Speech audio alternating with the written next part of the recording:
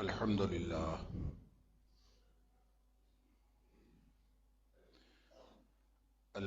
لله نحمده ونستعينه ونستغفره ونؤمن به ونتوكل عليه ونعوذ بالله من شرور أنفسنا ومن سيئات أعمالنا من يهده الله فلا مضل له ومن يضلل فلا هادي له وأشهد أن لا إله إلا الله وحده لا شريك له وأشهد أن محمدا عبده ورسوله صلى الله عليه وسلم أرسله بالحق بشيرا ونذيرا بين يدي الساعة فمن يطع الله ورسوله فقد رشد واهتدى ومن يعص الله ورسوله فقد ضل وغوى فإنه لا يضر إلا نفسه ولا يضر الله شيئا نسأل الله ربنا أن يجعلنا ممن يطيعه ويطيع رسوله ويتبع رضوانه ويجتنب سخطه فإنما نحن به وله أما بعد فإن خير الحديث كتاب الله وخير الهدي هدي محمد صلى الله عليه وآله وسلم وشر الأمور محدثاتها وكل محدثة بدعة وكل بدعة ضلالة وكل ضلالة في النار فأعوذ بالله السميع العليم من الشيطان الرجيم من همزه ونفخه ونفثه بسم الله الرحمن الرحيم ظهر الفساد في البر والبحر بما كسبت أيدي الناس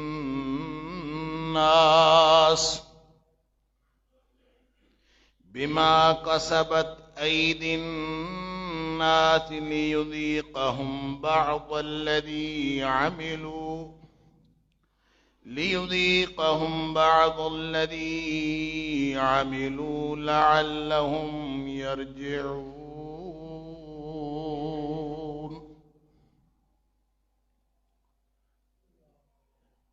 خشکی اور تری میں بگاڑ پیدا ہو گیا بما کسبت ایدی الناس اس وجہ سے بگاڑ پیدا ہو گیا کہ لوگوں کے ہاتھوں نے یہی کمایا تھا یا لوگوں کے کرتوت ہی ایسے تھے لیذیقہم بعد الذی عملوا، یہ فساد، یہ بگاڑ اس لیے پیدا ہوا ہے تاکہ لوگوں کے ان کے اعمال کا کچھ بدلہ یہاں چکھا دیا جائے، لعلہم یرجعون، ہو سکتا ہے کہ لوگ واپس آ جائیں۔ صدق اللہ العظیم۔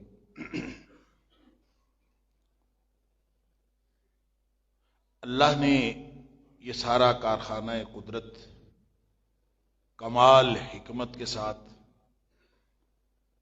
اور کمال موزونیت کے ساتھ اور انتہائی اعلی مقصد کے لیے پیدا فرمایا۔ اس دنیا میں کوئی بھی چیز ایک تو بے فائدہ پیدا نہیں کی گئی، پیدا کرنے والے نے اس کو کمال حکمت کے ساتھ پیدا کیا۔ یہ ہو سکتا ہے کہ لوگ اس کی حکمت کو نہ جان سکیں اور اس کی اصل حقیقت تک یا اس کے اصل جو مقصد تخلیق ہے اس تک نہ پہنچ سکیں، لیکن پیدا کرنے والے نے کوئی چیز بے فائدہ، باطل، فضول، بے مقصد پیدا نہیں کی۔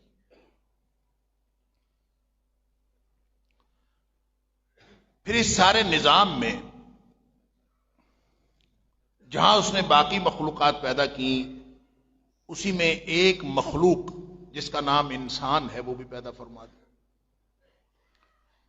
لیکن انسان کو ایک ایڈمنسٹریٹو رول دے دیا، ایک انتظامی کردار کے ساتھ پیدا کیا، اور اس کو یہ بتا دیا کہ ہم نے تجھے عزت دی ہے، وَلَقَدْ كَرَّمْنَا بَنِي آدم، اور عزت اس لیے دی ہے کہ تاکہ اس ساری کائنات کا جو نظام ہے وہ اللہ کے دیے ہوئے قانون کے تحت، تو اس دنیا میں اللہ کے قانون کے تحت اس پوری نظام کو نہ صرف چلائے بلکہ ان بنیادوں پر قائم رکھے جن بنیادوں کے اوپر اللہ نے یہ بنایا تھا۔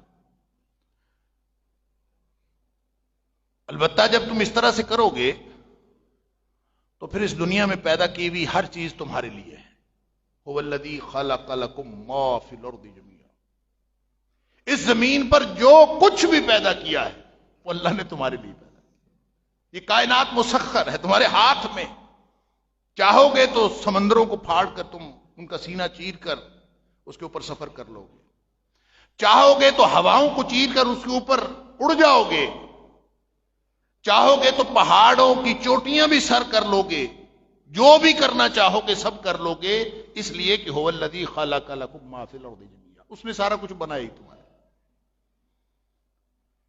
اب اس کو بنانے والے نے تو کوئی اس میں کوئی ایسی چیز نہیں رکھی، نظم کے اندر، ترتیب کے اندر، سسٹم کے اندر، نظام کے اندر بنانے والے نے کوئی ایسی چیز نہیں رکھی کہ یہ کائنات اپنے جو لکھا ہوا قانون ہے یا جو پڑھایا ہوا قانون ہے یا جو سکھایا ہوا قانون ہے اس کے خلاف کرے۔ اس نے تو اس کے مطابق کرنا، اس لیے کہ ان کو انحراف کا مادہ ہی نہیں ان کے اندر رکھا گیا۔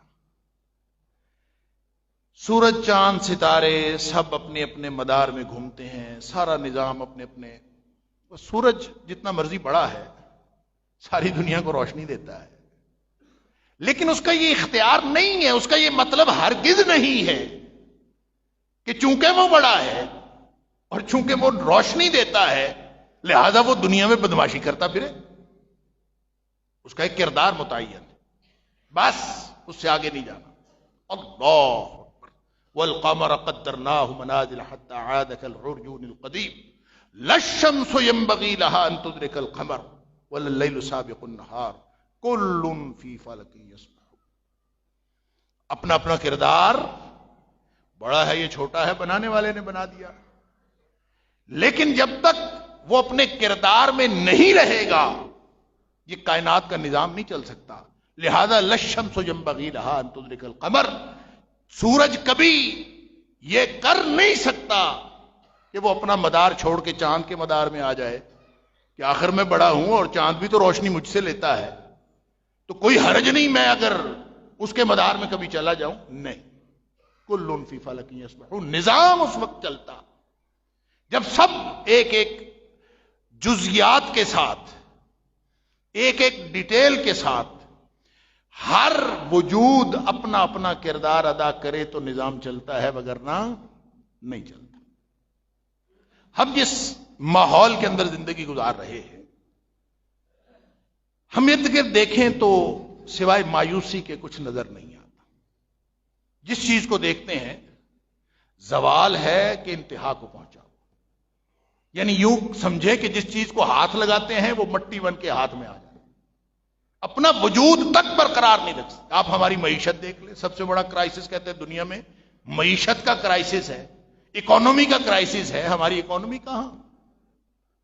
روز ڈرایا جاتا ہے بس ڈیفالٹ ہونے کے قریب ہے، اب بس یہ ہونے جا رہا ہے، اور پیٹرول جو ہے وہ 2000 نہیں 4000 روپے لیٹر بھی ہو سکتا ہے، اور یہ بھی ہو سکتا ہے، اور یہاں پہ بجلی بند ہو جائے گی اور حالات خراب ہو جائیں گے. ڈیفالٹ ڈیفالٹ ڈیفالٹ، روز ڈرا ڈرا کے پتہ نہیں کیا کیا کچھ کیا جائے. سیاست دیکھ لیں، ہر دور میں سیاست جو پاکستان کی اور اس بر صغیر اس خطے کی سیاست ہے، اس نے کبھی کوئی اچھے نتائج نہیں دیے.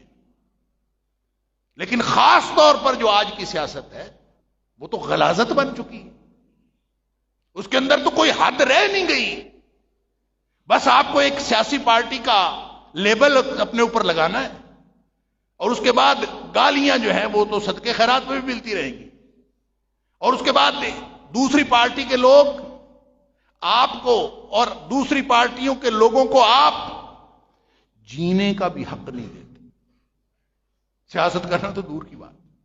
دل یہ کرتا ہے کہ شاید یہ تو، یعنی میں 1970 کے بعد جو 1970s کا دور ہے، ہمارے لڑکپنے کا دور ہے، اس وقت میں سنتا تھا جن پارٹیوں کے بارے میں کہ فلاں پارٹی کا نام لینے سے، بلکہ اس پارٹی کے اندر جانے سے، ان کو ووٹ دینے سے مولوی فتویٰ دیتے نکاح ٹوٹ جاتا.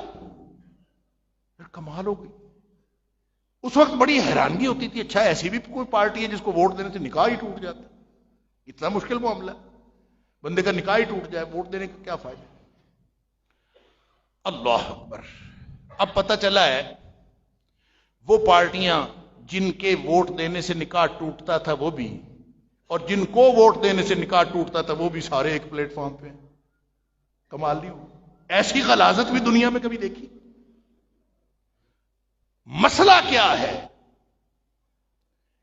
یعنی میں صرف یہ بتانے کی کوشش کر رہا ہوں کہ زوال جب آتا ہے، فساد جب پھیلتا ہے، بگاڑ جب ہوتا ہے، تو وہ آئسولیشن میں نہیں آتا، وہ کسی ایک حصے پر نہیں ہوتا.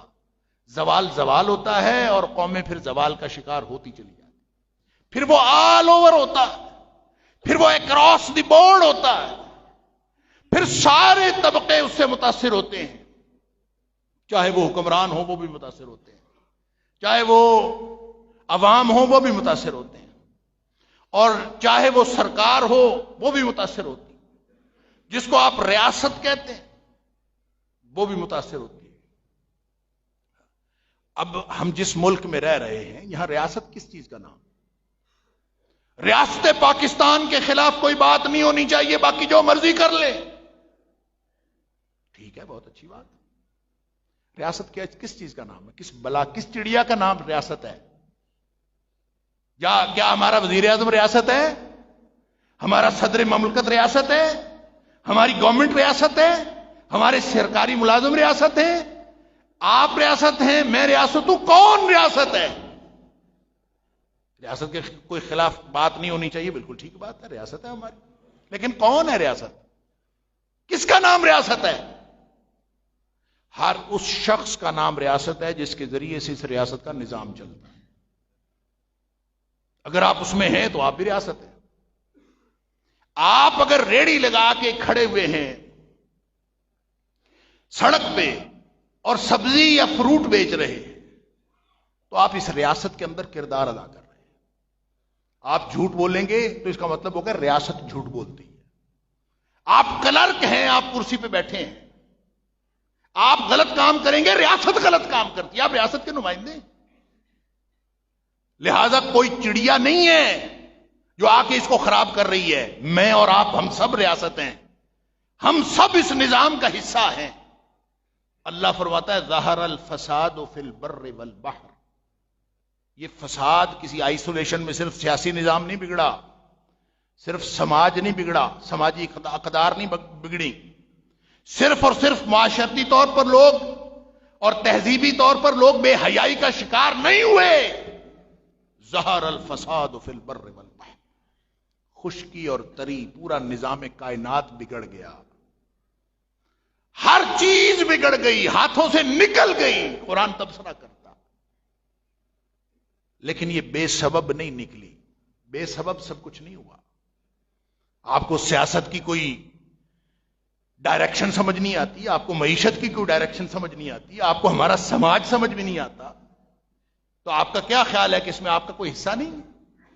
اللہ فرماتا ہے ہاں بگاڑ ہے، اس کو سمجھو. قرآن تبصرہ بھی کرتا ہے، راستہ بھی دکھاتا ہے. تبصرہ کر کے چھوڑتا نہیں ہے، تبصرہ بھی کرتا ہے، راستہ بھی دکھاتا. وہ آپ کی ذاتی معیشت بگڑی ہوئی ہو، گھر بگڑا ہوا ہو.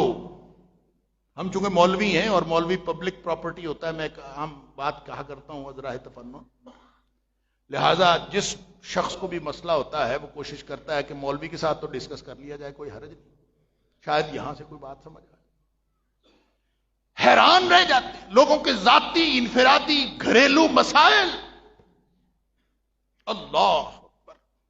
کل ایک لڑکا بیچارہ میرے پاس بیٹھا تھا، اپنے گھر کے مسائل ڈسکس کرتا، میں اس کی باتوں پر مجھے رونا بھی آ رہا تھا، مجھے ہنسی بھی آ رہی تھی، مجھے اس پر ترس بھی آ رہا. وہ کہتا ہے تھوڑا عرصہ ہوا ہے شادی کو، میری بیوی نے میرا جینا حرام کیا ہوا. ریاست نے بگاڑا اس کو، یہ ریاست کا کردار ہے، گورنمنٹ نے کام خراب کیا ہے.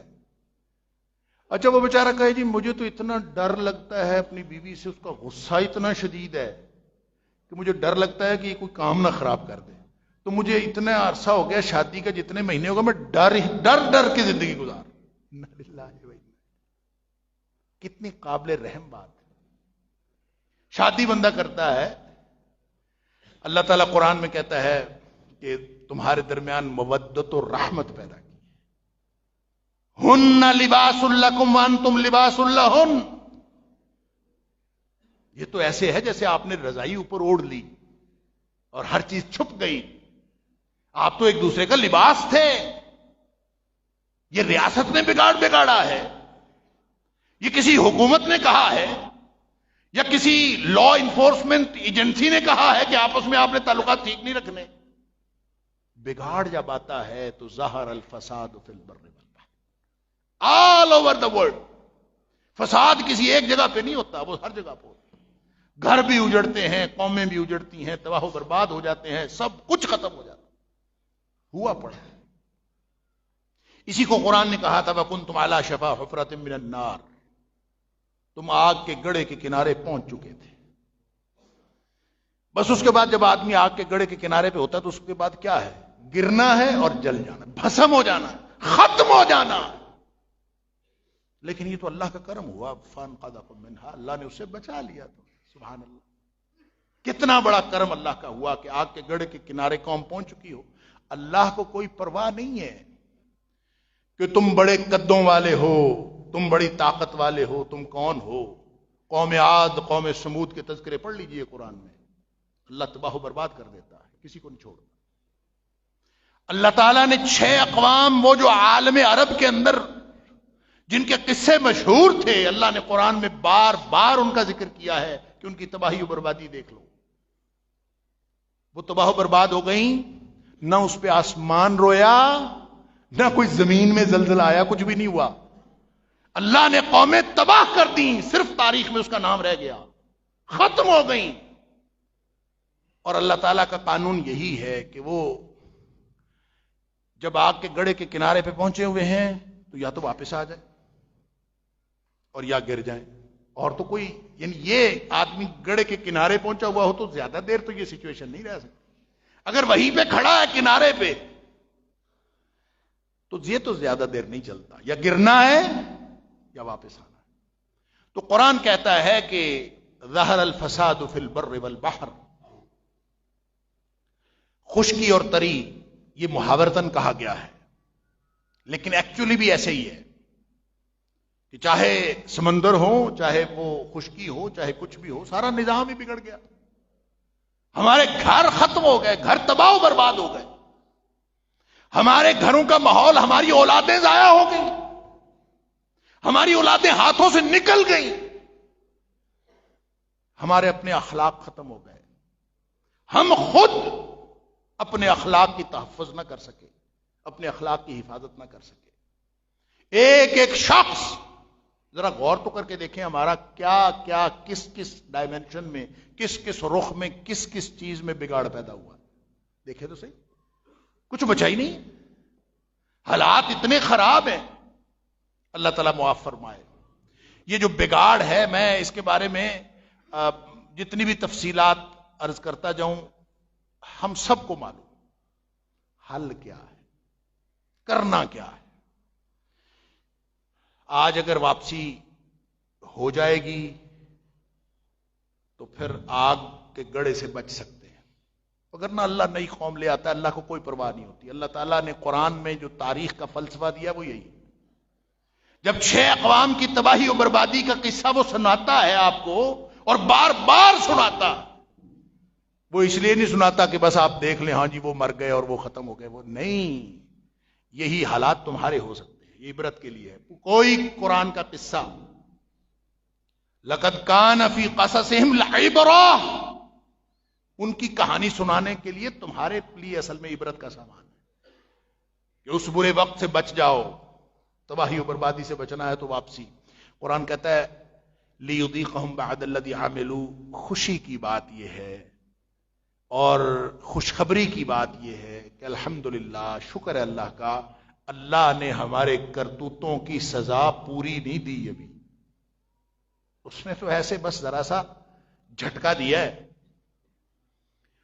ہوا تمہارے کرتوتوں کی وجہ سے، بما کسبت ایدی الناس، وگرنہ اس نے تو ما ترى فی خلق الرحمن من تفاوت، جو نظام اللہ کا بنایا ہے اس میں کوئی بگاڑ نہیں، اس میں کوئی خرابی نہیں. خرابی خود انسان اپنے لیے کریٹ کرتا، اور وہ جو خرابی کی ہے وہ میں نے، آپ نے، one way or the other, ہم سب نے.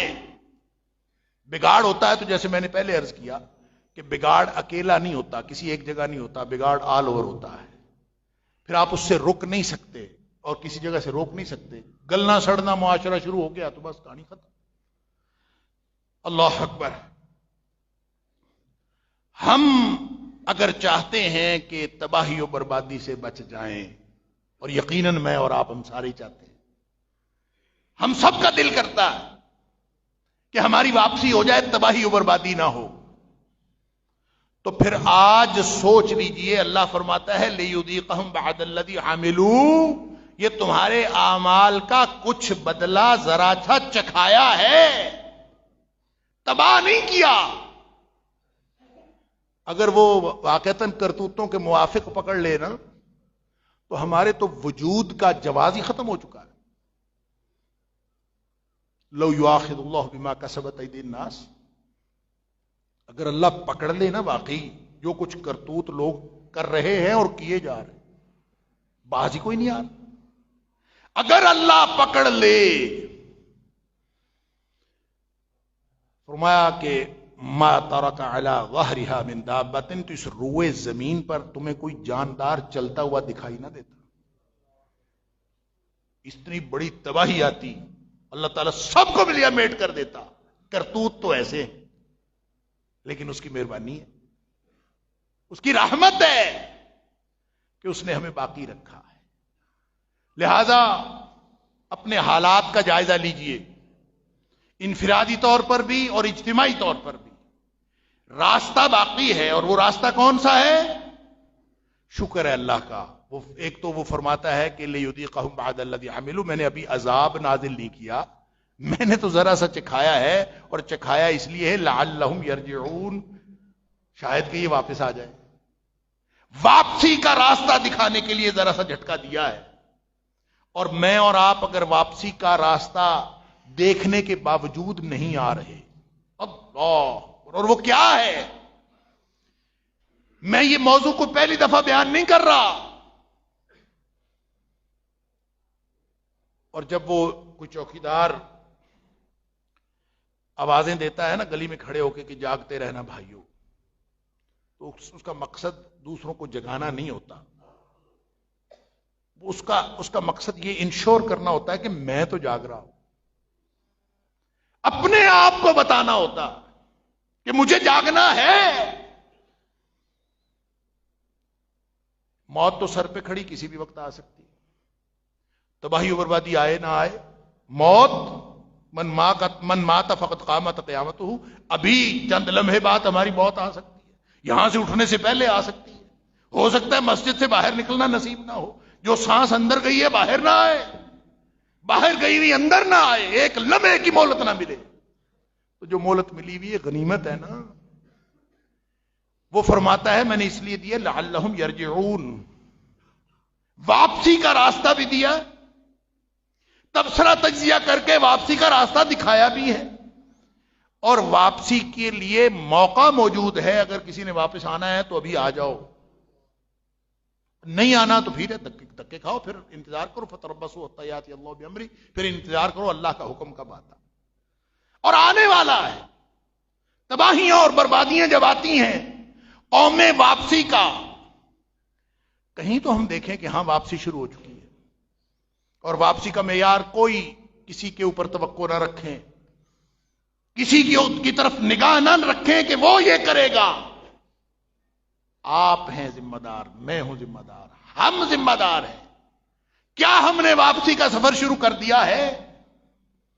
اگر ہم نے اپنے کرتوت چھوڑ دیے ہیں، ذرا کیلکولیٹ کر لیں، پچھلے ایک مہینے میں کتنے گناہ چھوڑے ہیں، کتنی نیکیاں شروع کی ہیں، کتنی بد اخلاقیاں ختم کی ہیں، گن لیں.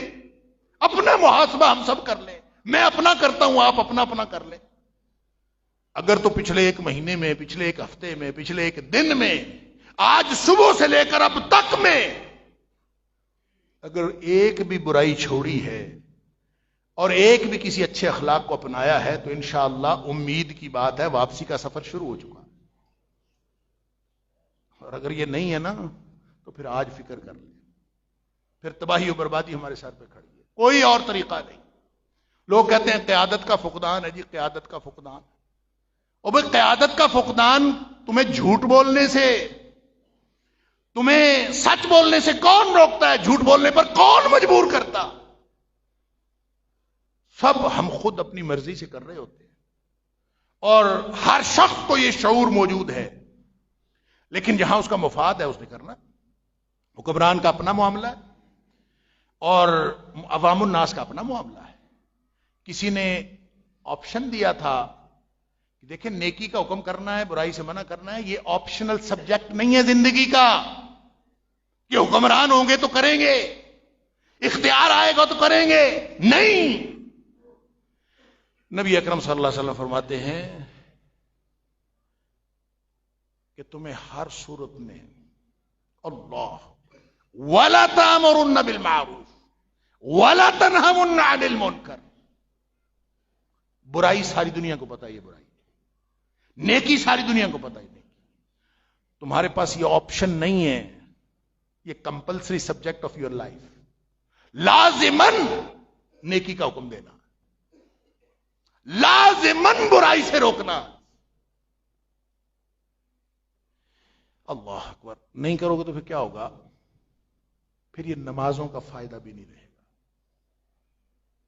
وہ کہتا ہے میں تہجد پڑھتا ہوں، شکر ہے، میں جب تہجد پڑھتا ہوں تو بس کافی ہے، نمازیں پڑھتا ہوں، تہجد میں پڑھتا ہوں اور میرے معاملات ٹھیک. تو اس کا مطلب یہ نہیں ہے کہ لوگوں کے ساتھ بدتمیزی کا آپ کو لائسنس مل گیا ہے، آپ لوگوں کے ساتھ جو مرضی کرتے. نہیں، یہ پورا دین ہے. لازمن ہر نیکی اور لازمن ہر برائی سے منع کرنا یہ لازمی ہے. نہیں تو پھر اللہ کے رسول صلی اللہ علیہ وسلم فرماتے ہیں اولا یوشکن اللہ علیکم عقابا منہ، نہیں ہوگا تو کیا ہوگا؟ فرمایا اللہ کی طرف سے تم پکڑے جاؤ گے، پکڑا جائے گا۔ ایسا نہیں کیا، کمپلسری تھا، لازمی سبجیکٹ تھا، نہیں کیا، فرمایا پکڑے جاؤ گے۔ اللہ اکبر، جب پکڑے گئے تو پھر کیا ہوگا؟ پکڑ آ گئی نا اللہ کی، تو فرمایا پھر یہ ہوگا کہ ثم تدعونہ فلا یستجاب لکم، پھر تم مسجد میں بیٹھ کے دعائیں کرو، تم کعبے میں جا کے دعائیں کرو، تم راتوں کو اٹھ کے کرو، تہجد پڑھو، تم دعائیں کرو گے، اللہ تمہاری دعائیں بھی نہیں سنے گا۔ ثم تدعونہ، تم دعائیں کرو گے، دعاؤں کا عمل رک نہیں جائے گا، کرو گے، لیکن فلا یستجاب لکم، وہ کوئی دعا قبول نہیں ہوگی، اوپر چڑھے گی نہیں کوئی دعا۔ تو اس آج اگر میں اور آپ اس کمپلسری سبجیکٹ کو چھوڑ چکے ہیں اور پھر سمجھتے ہیں کہ حالات ٹھیک ہو جائیں گے، تو بھئی حالات میں نے ٹھیک کرنے تھے، حالات آپ نے ٹھیک کرنے تھے، ہم کرنے پر تیار نہیں ہیں۔ ایک میں ٹھیک ہو جاؤں اکیلا تو ایک غلط آدمی کی تو کمی ہوئی نا، ایک میں تو ہوں ٹھیک، ہم ہونے کے لیے تیار نہیں، اور رہ گئے حکمران۔ اللہ اکبر، دیکھیں ذمہ داری نہیں لینا چاہتا کوئی، اس ذمہ داری کو نہیں نبھا سکتا، نہ لے۔ نبی پاک صلی اللہ علیہ وسلم نے یہی تو فرمایا تھا قرب قیامت، جب کسی بدو نے پوچھا تھا قیامت کب آئے گی، متی الساعہ یا رسول اللہ صلی اللہ علیہ وسلم، اللہ کے رسول قیامت کب آئے گی؟ تو آپ نے فرمایا تھا کہ اذا ضیعت الامانہ فانتظر الساعہ، جب امانتیں ضائع ہونے لگیں پھر قیامت کا انتظار۔ کیف اذاعتها یا رسول اللہ صلی اللہ علیہ وسلم، کیسے امانت ضائع ہونے کا کیا مطلب؟ آپ نے فرمایا کہ اذا وسد الامر الى غیر اہلہ، جب نااہل لوگ حکمران بن جائیں، منصب اور عہدہ نااہل بندے کو ملنا شروع ہو جائے، تو سمجھ لیجئے کہ فانتظر الساعہ، پھر قیامت ہی ہے، اس کے بعد اور کچھ نہیں۔ حضرت ابو ذر غفاری رضی اللہ تعالیٰ عنہ ایک دن نبی پاک صلی اللہ علیہ وسلم سے کہتے ہیں، اللہ کے رسول صلی اللہ علیہ وسلم، ابو ذر غفاری سبحان اللہ رضی اللہ تعالی، عمر میں بھی بزرگ تھے اور تقوی میں بھی سارے صحابہ کرام میں نمایاں تھے۔ کہتے ہیں اللہ کے رسول صلی اللہ علیہ وسلم، سارے لوگوں کو آپ ڈیوٹیاں دیتے ہیں، مجھے بھی کبھی دے دیا کرے، سب کو ڈیوٹیاں ملتی ہیں، آپ نے مجھے کبھی ڈیوٹی نہیں دی۔ اللہ اکبر، نبی کریم صلی اللہ علیہ وسلم فرمایا یا ابا ذر، اور سنو ابو ذر، انک ضعیف وانہا امانہ، تو کمزور ہے اور یہ بڑی ذمہ داری ہے۔ انک ضعیف، تو کمزور آدمی ہے، وانہا امانہ، یہ بہت بڑی ذمہ داری ہے، وَإِنَّهَا يَوْمَ الْقِيَامَةِ خِزْيٌ وَنَدَامَةٌ، قیامت والے دن یہ ذلیل و رسوا کر دے گی۔ إِنَّهَا يَوْمَ الْقِيَامَةِ خِزْيٌ وَنَدَامَةٌ، یہ قیامت والے دن ذلیل و رسوا کر دے گی، لہذا تو یہ نہ لے، اس لیے کہ ضرور قیامت والے دن جا کے ذلیل و رسوا ہونا ہے۔ تو اس لیے نبی اکرم صلی اللہ علیہ وآلہ وسلم نے، ہاں سوائے اس کے، نبی کریم صلی اللہ علیہ وسلم فرمایا الا، سوائے اس شخص کے، من ادا حقہا، جس نے اس کا حق ادا کیا۔ اور جو حق ادا کرنا ہے وہ کیا ہے؟ ذمہ داری جس کے پاس ہے اس کو احساس ہونا چاہیے کہ میرے پاس جو بھی ذمہ دار صرف حکمران نہیں ہوتا، ہر وہ شخص ذمہ دار ہے۔ میں اس ممبر پہ کھڑا ہوں، میں اگر اپنی پوری صلاحیتیں لگا کے اس ممبر کا تقاضا پورے کرنے کی کوشش نہیں کرتا تو قیامت والے دن پکڑا جاؤں۔ ہر شخص کی ایک ذمہ داری ہے، وہ اگر ذمہ داری نہیں ادا کرتا پھر حکمران تو اس کی تو ذمہ داری بہت بڑی۔ مسلم شریف کی حدیث ہے، نبی پاک صلی اللہ علیہ وسلم فرمایا ما من عبد یسترعیہ اللہ تعالی، غور سے سن لو، ہر شخص کی رعیت ہوتی ہے۔ اس حدیث کو سننے سے پہلے آپ وہ حدیث ذہن میں رکھ لیجئے کہ نبی پاک صلی اللہ علیہ وسلم فرمایا تھا بادشاہ صرف ذمہ دار اور بادشاہ صرف حکمران نہیں ہوتا، कुल्लुकुम राइम व कुल्लुकुम मसऊलुन अन रइयती, तुम में से हर शख्स निगरान है, हर शख्स के बारे में, हर शख्स से उसकी रैयत के बारे में पूछा जाए। उसकी रैयत, उसकी राजधानी और कुछ नहीं है तो ये जिस्म तो है ना। अगर उसका घर नहीं है, फिर आपने तफसील भी बताई, मर्द अपने घर का राई है, औरत अपने शौहर के घर की मलका है। हर चीज, जिस चीज की जिम्मेदारी है उसके बारे में पूछा जाएगा। तो जो हुक्मरान है उसकी जिम्मेदारी किस किस चीज पर है? अल्लाह अकबर, कोई छोटी हुक्मरान नहीं है। उमर फारूक रज़ी अल्लाह ताला अन्हु जैसे लोग, जब जिम्मेदारी मिली तो रोना बंद नहीं होता था। क्या करूंगा, कभी सोचा है? फुरात के किनारे कुत्ता भूखा मर गया तो मुझे क़यामत वाले दिन पूछा जाएगा। ये खौफ है, ये एरिया ऑफ ज्यूरिसडिक्शन है। मैं क़यामत वाले दिन अल्लाह को क्या जवाब दूंगा? तो नबी करीम सल्लल्लाहु अलैहि वसल्लम फरमाते हैं, मा मिन अब्दिन यस्तरिहिल्लाहु तआला, जिसको अल्लाह ताला ने कोई भी रैयत दी हो, छोटी हो बड़ी हो, राजधानी कोई दी है, और फिर वो शख्स फौत हो गया, तुम यमूत यौम यमूत, फिर जिस दिन भी उसकी मौत आई अपनी मौत के साथ फौत हो गया, सबने जाना है।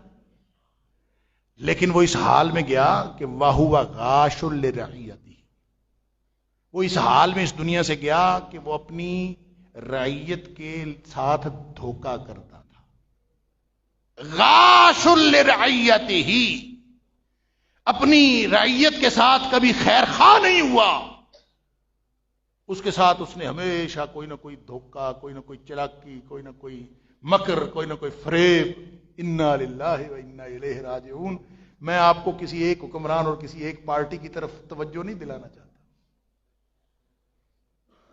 लेकिन आप हुक्मरान हैं, आप जिम्मेदार हैं, या आप आवाम हैं। अगर अल्लाह के अजाब से बचना है तो जिम्मेदारी आज महसूस कर। फरमाया अगर वो अपनी रैयत के साथ किसी भी हवाले से बदखाई करता था, गाशुन, गाश का माना धोखेबाज भी हो सकता है, मकर करने वाला, फरेब करने वाला, कोई भी आप माना कर ले, चलाकियां करने वाला। तो यहां तो हम 75 साल हो गए, चलाकियां तो हम भुगत रहे हैं लोगों की। फरमाया इल्ला हर्रमल्लाहु अलैहिल जन्नह, अल्लाह उसके ऊपर जन्नत हराम कर देता। जिम्मेदारी महसूस करें, मैं और आप लोगों के ऊपर ना रहें। आज से इंतजार करना बंद कर दें कि फलां ने करना, किसी ने नहीं करना, मैंने और आपने करना है। हम रियासत हैं, हम जिम्मेदार हैं, मैं और आप, हम सब जिम्मेदार हैं। लअल्लहुम यरजिऊन, अल्लाह ने फरमाया था शायद वापस आ जाएं। तो आज से हम वापसी का सफर शुरू करें, इंशाअल्लाह अल्लाह की रहमतें हमारे ऊपर जलवा फगन होना शुरू हो जाएंगी। अल्लाह ताला मुझे और आप हम सबको इस बात की तौफीक अता फरमाए। व आखिर दावाना अल्हम्दुलिल्लाह।